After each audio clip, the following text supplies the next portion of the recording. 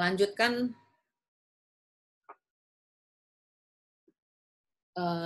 praktek untuk yang kemarin kita sudah dengar semua tentang Lectio Divina, 4 poin, dan pada sore hari ini kita akan mengambil Matius 5 ayat 3. Matius 5 ayat 3 isinya adalah tentang berbahagialah orang yang miskin di hadapan Allah, karena merekalah yang mempunyai kerajaan Allah. Berbahagialah orang yang miskin di hadapan Allah, karena merekalah yang mempunyai kerajaan Allah. Kita akan memulai poin pertama. Poin pertama kemarin adalah tentang apa arti sebenarnya dari teks ini. Jadi apa arti berbahagialah orang yang miskin di hadapan Allah, karena merekalah yang punya kerajaan Allah. Dalam satu ayat ini kita coba untuk melihat berbahagia. Kita akan lihat apa artinya berbahagia. Apa sih sebenarnya arti berbahagia itu? Kita semua yang hidup, manusia hidup ini pasti menginginkan bahagia, ya nggak? Bahagia itu bisa misalnya karena saya punya segalanya. Apa saya mau, saya bisa beli. Saya punya rumah yang saya bisa nikmati, saya punya keluarga, saya punya istri, saya punya anak yang baik, saya punya istri yang baik, saya punya suami yang baik, saya punya karir yang baik, ya kan? Itu bisa membuat bahagia, benar. Atau saya punya apalah, mungkin sampai punya pesawat jet pribadi, bisa bahagia? Ya, benar. Tetapi apakah hanya orang-orang yang punya uang, punya segala yang dia punya yang bisa bahagia? Apakah orang-orang yang ya hidupnya standar ya, makan ada, pakai ada, ya kan, anak sekolah ada, ya kan, segalanya ada, apakah itu nggak bahagia? Bisa juga bahagia. Jadi ukuran bahagia itu relatif, ya, menurut kata arti bahagia, relatif. Lalu, apakah, saya mulai bertanya nih kepada diri saya untuk ayat ini, apakah hanya di dalam keadaan-keadaan itu, keadaan damai, aman, sejahtera, keadaan yang comfort, yang enak, itu membuat bahagia. Apakah kalau saya lagi di dalam keadaan, misalnya saya ada di dalam, kita tahu semua di dalam hidup kita nggak mungkin hidupnya smooth aja ya, lancar-lancar aja. Pasti ada saatnya di mana kita menuju perjalanan ke bawah, nggak cuma naik aja. Apakah pada saat saya turun, perjalanan hidup saya pada saat menurun itu, saya nggak bisa bahagia? Itu kan pertanyaannya. Dan saya juga yakin bahwa di dalam ayat ini yang dikatakan berbahagia itu bukan cuma seperti itu. Jadi yang ayat ini yang ingin dikatakan ayat ini tentang bahagia itu apa? Nah, saya pakai lagi, kemarin saya sudah share tentang ayat ini yang di dalam bahasa Inggris. Ya, di dalam bahasa Inggris. Saya share aja ya.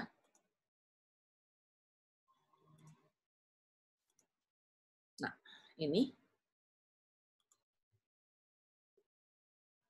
Di dalam bahasa Inggris yang NIV, itu dikatakan apa? Blessed are the poor in spirit, for theirs is the kingdom of heaven. Di sini dikatakan berbahagia itu sama dengan blessed. Di dalam versi NLT, dikatakan God blesses those who are poor and realize their need for Him. Ya.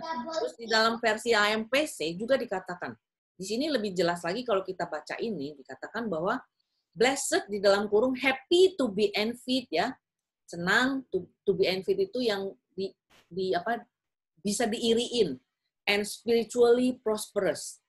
Jadi secara orang yang prosperous itu yang kaya secara spiritual, with life, joy, and satisfaction in God's favor. Jadi semua yang mengalami yang kebahagiaan, yang bisa buat orang iri, yang secara kaya, secara rohani, terus yang semuanya itu karena God's favor. Jadi karena kasih Allah, karena pertolongan Allah. Itu namanya blessed. and salvation regardless of their outward condition. Jadi di sini dikatakan walaupun keadaan luar mereka mungkin di dalam penderitaan, mungkin di dalam pergumulan, tapi mereka mendapat bantuan Tuhan, pertolongan Tuhan, kasih Tuhan, mereka disebut blessed. Jadi happy di dalam teks ini artinya, bahagia di dalam teks ini artinya blessed. Blessed itu tadi sudah sangat jelas di versi AMPC itu, keadaan bahagia walaupun keadaannya mungkin enggak seperti yang pertama saya katakan, bahagia secara duniawi ya mungkin karena segala keadaannya baik dan sebagainya. Tetapi karena Allah sendiri, saya diberkati. Kalau blessed dalam bahasa Indonesia diberkati. Jadi saya merasa bahagia karena diberkati Allah. Walaupun kondisi saya nggak seperti bisa membuat orang iri. Karena saya punya harta yang berlimpah, saya punya keluarga, suami, istri, atau anak yang baik. Enggak. Tapi karena ada pertolongan Tuhan. Sehingga membuat saya bahagia atau diberkati. Blessed itu. Jadi berbahagia sama dengan blessed. Blessed itu artinya seperti itu tadi. Di dalam AMPC itu kita sudah lihat. Karena ada pertolongan Tuhan. Karena kita bersatu. Karena Tuhan. Jadi kalau saya mau katakan berbahagia itu happy for no reason ya sebenarnya. Jadi pada saat seseorang menderita pun, seperti Paulus ya, seperti Paulus pun dia bilang, dia bisa berbahagia walaupun dia di dalam penjara. Karena apa? Karena ada Tuhan. Jadi dia berbahagia karena Tuhan. Itulah yang terpenting dari ayat ini. Berbahagia bukan karena kondisi kita, outward kondisi kita, kondisi di luar kita, tetapi kondisi di dalam hati kita. Karena ada Tuhan di dalam kita membuat kita menjadi bahagia. Itu artinya bahagia di ayat ini. Miskin. Lalu kita kembali kepada kata miskin. Miskin sebenarnya, saya cuma mau ambil satu kata miskin doang ya, jangan lihat di hadapan Allah. Di hadapan Allah kita sudah tahu, tapi saya ambil kata miskin, karena ini juga kata yang terpenting di ayat ini. Miskin dalam arti apa? Miskin bisa macam-macam. Ada orang yang miskin, saya pernah mengalami hidup miskin. Ya, saya pernah mengalami hidup miskin. Hidup saya di depan kali, kalau orang tahu, di depan kali yang sekarang itu jadi apa itu? Di jembatan besi itu loh, apa? Apartemen itu, di situ kan ada satu kali tuh, kali airnya hitam nggak ngalir, terus di pinggirnya ada rumah-rumah kecil gitu.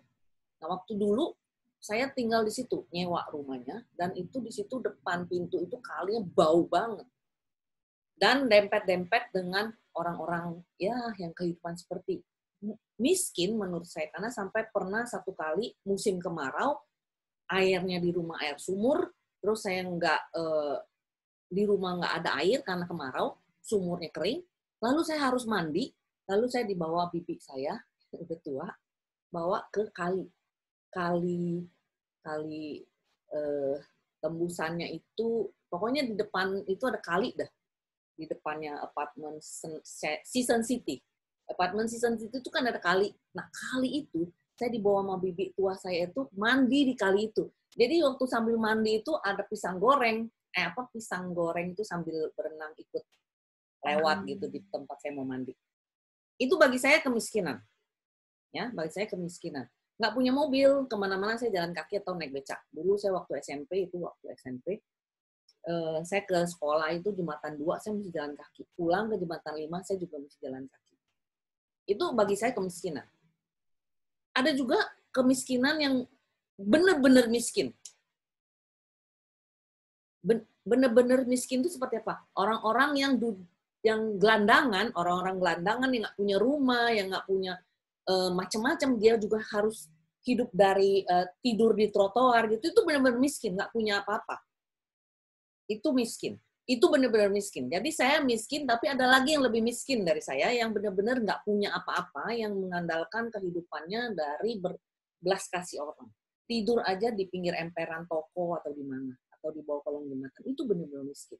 Nah, miskin yang di hadapan Allah itu miskin yang seperti apa? Dan saya percaya bahwa miskin yang di hadapan Allah itu adalah miskin yang benar-benar sebagai pengemis. Benar-benar nggak punya apa-apa dan hidup harus mengemis kepada orang. Itu miskin. Itu yang diharapkan dari ayat ini kalau menurut saya. Karena apa? Di sini kita harus miskin di hadapan Allah. Siapa sih saya ini? Saya sekaya apa sih? Sampai saya bisa bilang di hadapan Allah bahwa saya nggak miskin. Jadi ayat ini mau mengatakan saya harus benar-benar miskin di hadapan Allah, karena tadi di ayat yang bahagia itu adalah saya bahagia karena Allah. Bagaimana saya bisa bahagia kalau karena Allah kalau saya nggak miskin di hadapannya, yang nggak benar-benar nggak punya apa-apa, dan saya benar-benar tergantung kepada Dia, dan untuk apa-apa saya harus minta seperti pengemis kepada Allah.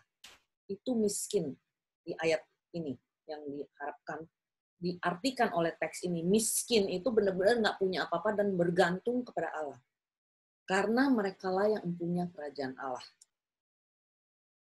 Dengan miskin benar-benar menggantungkan hidup kita kepada Allah, minta kepada Allah, kerajaan Allah adalah milik kita, orang-orang miskin di hadapan Allah. Itu yang dikatakan teks itu ya, poin 1. Lalu poin yang kedua dari Lectio Divinanya adalah apa yang teks ini mau katakan kepada saya. Sesudah kita lihat berbahagia itu karena Allah, bukan karena kondisi sekitar saya. Walaupun saya di dalam kondisi pergumulan, pergulatan, saya bisa bahagia karena Allah. Karena ada pertolongan Allah, saya bisa bahagia. Saya bisa diberkati.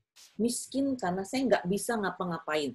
Saya adalah ciptaan Dia, sehingga saya harus tergantung kepada Allah. Saya miskin di hadapan Allah.